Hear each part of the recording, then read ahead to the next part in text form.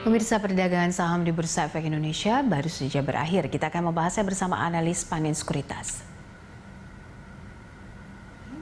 Untuk membahas bagaimana pergerakan IHSG sepanjang hari ini, kami sudah terhubung bersama Islah Bimo Prakoso, Equity Research Analis Panin Sekuritas. Mas Bimo, kita lihat setelah mengalami pelemahan sepanjang hari ini, akhirnya IHSG berhasil rebound. Ini karena murni profit taking atau memang dipicu ada katalis negatif tertentu di lantai bursa? Oke, jadi kalau kita lihat di lantai bursa ini sebetulnya kita lihat pertama yang menyebabkan penurunan ini adalah memang dari profit taking.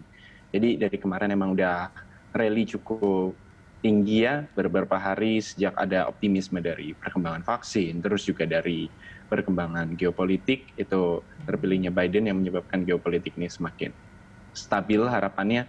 Hanya ekspektasinya yang terlalu besar, namun sebetulnya masih banyak risiko-risiko yang secara fundamental itu masih ada. Seperti banyak di negara yang setiap hari itu selalu mencatatkan kasus penderita COVID yang rekornya itu tertinggi lagi. Otomatis di sini risikonya masih ada bahwa peningkatan ini dapat berakibat ekonomi ini masih dapat ada perlambatannya akibat risiko yang secara fundamental ini sebetulnya masih ada. Dan semua yang kemarin rally-nya itu based on expectation. Namun sebetulnya kalau kita lihat dari market hari ini, kan kita sempat melemah cukup dalam, namun ke market kembali rebound. Itu sebetulnya kalau kita lihat apakah kita harus benar-benar stay away from the market karena risikonya masih ada, sebetulnya nggak juga. Ini menyebabkan market to rebound. Kalau kita lihat dari faktor domestik, itu sebetulnya dari secara data kuartalan itu sudah ada peningkatan dari perbaikan ekonomi. Contohnya kalau kita lihat dari survei yang baru dirilis oleh Bank Indonesia, itu harga properti residensial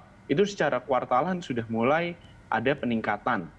Lalu dari yang penjualan semen itu secara 9 months 2020 itu juga sudah ada peningkatan. Lalu dari skala global kemarin juga sudah ada rilis data GDP dari US di mana peningkatan secara kuartalannya itu lebih tinggi dari ekspektasi.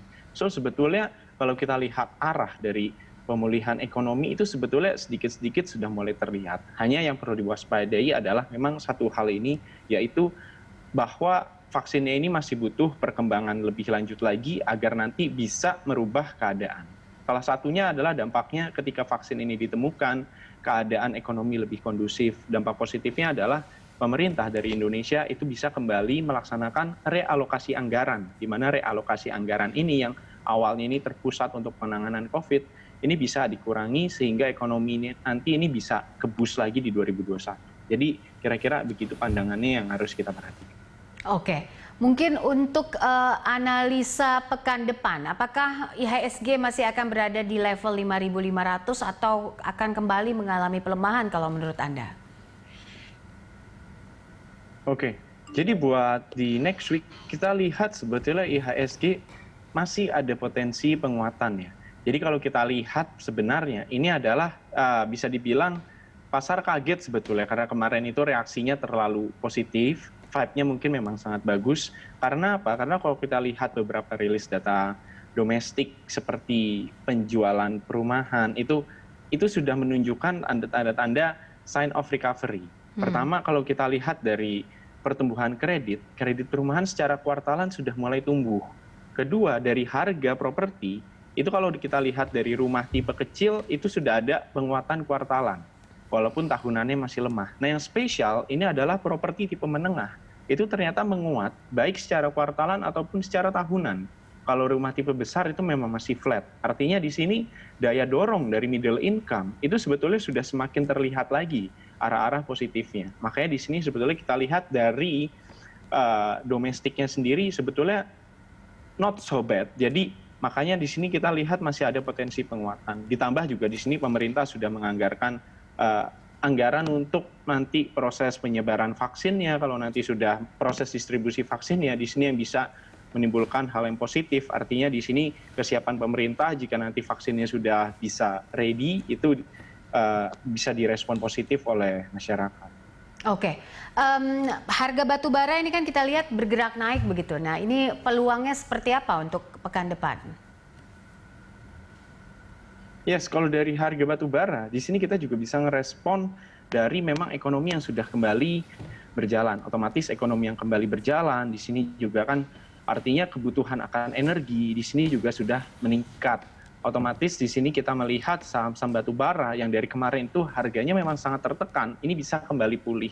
So makanya di sini kita lihat juga beberapa saham-saham sektor energi itu bisa kita pertimbangkan. Bahkan kalau kita lihat komoditas selain batu bara, di sini juga kita bisa mempertimbangkan salah satunya adalah CPO, di mana nanti kalau ada pemulihan ekonomi, produk-produk CPO ini kan bisa diminati.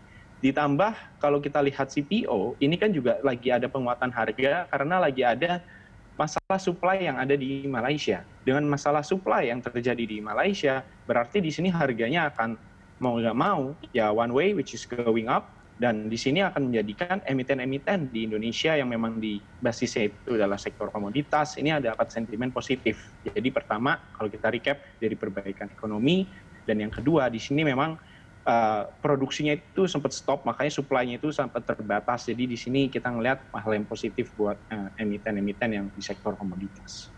Oke, baik. Rekomendasi untuk awal pekan depan seperti apa, dan IHSG kira-kira analisanya akan berada di level support dan resisten berapa? Oke, jadi buat pekan depan di sini kita bisa kasih rekomendasi pertama yang masih baru ya. Itu adalah rilis data sektor properti, dan rilis data sektor properti ini memang harus kita akui, to be honest, ini adalah data yang bagus. Rumahnya itu tipe menengah, otomatis kita bisa menyasar emiten-emiten properti yang memang stabil strateginya untuk memasarkan produk rumah tipe menengah. Seperti contohnya BSDE, Ciputra, di sini kan memang launchingnya itu tetap ada dan memang tidak launching yang produk-produk tipe mahal.